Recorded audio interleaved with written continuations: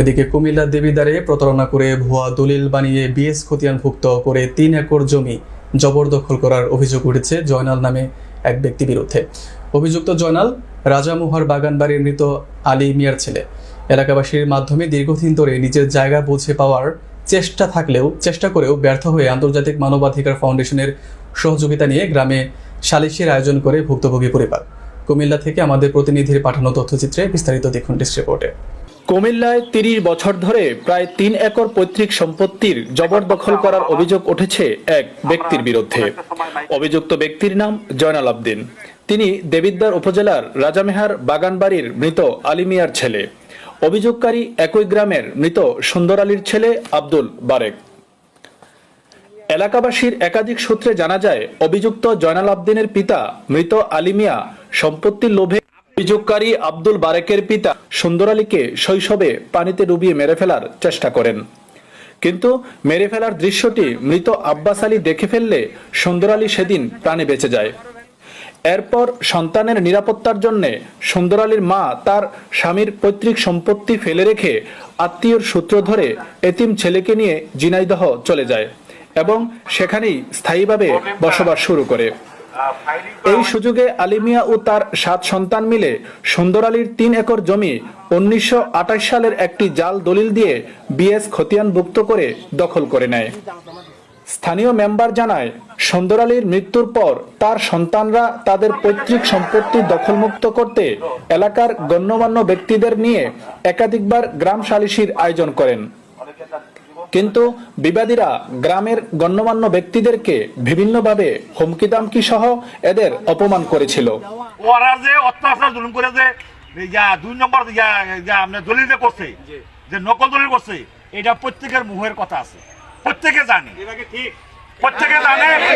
প্রত্যেকে জানে। এই দলিলটা চাইতে গিয়ে আমি ওখানে বহুত অপমান হয়েছি। এখানে লোক ছিল 60 জন লোক। শেষ পর্যন্ত আমি কি করলাম, গ্রাম পুলিশকে নিয়ে পরবর্তী গেছি, তারা এই অপমান করছে, তাদেরকে ধরে আনো। চেয়ারম্যান সাহেব বসে ওদেরকে ধরে নিয়ে আসো।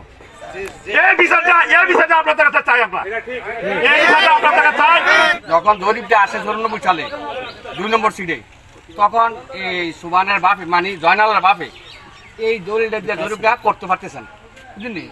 এরা কি করলো জানি, কয়েকদিন ঘুরে ঘুরে ভরে গেলগা শেষ করে গিয়া কি করলো, যে এস এ মোতাবেক আগের মালিকের নামে তারা এটা এই লেখা দিয়ে দিব, বুঝলেন। তো দিয়ে দিব, তো আমি বললাম ও যারা এই ফ্যাস ধর আমরা জানি না কার সম্পত্তি কি সুন্দর, তখন আমরা চিনি না। তো যারা জরিপটা করতে পারছেন কি ব্যাপারটা কি, যারা দিয়ে দেও না।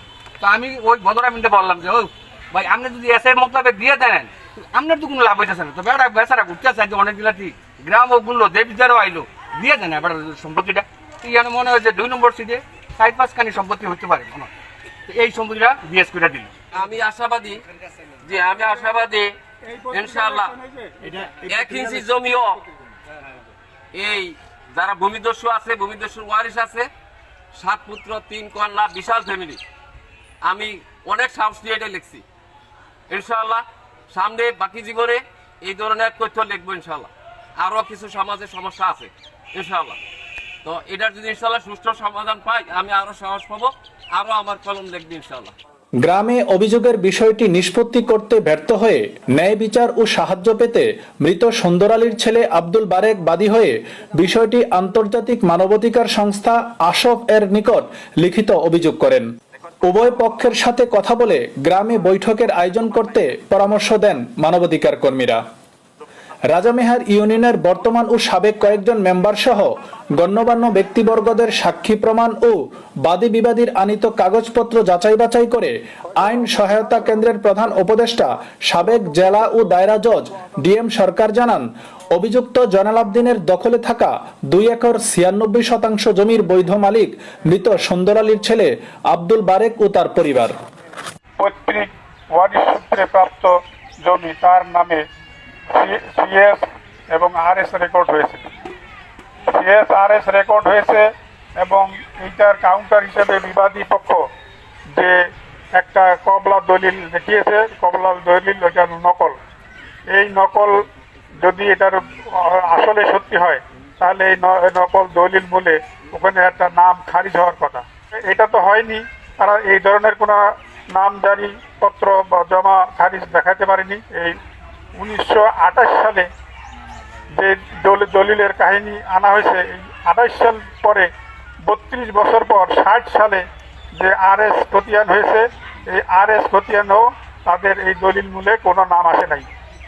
অতএব আমরা ধরে নিব যে ওই দলিলটা একটা ভুয়া দলিল। আর আমরা যাদের সাক্ষ্য প্রমাণ শুনেছি তাতে দেখা যায় যে তারা এই 2 একর 96 শতক জমি তারা অবৈধ দখলে অর্থাৎ জবরদখলে আছে এবং এই সম্পত্তিতে তাদের কোনো সত্য স্বার্থ নাই।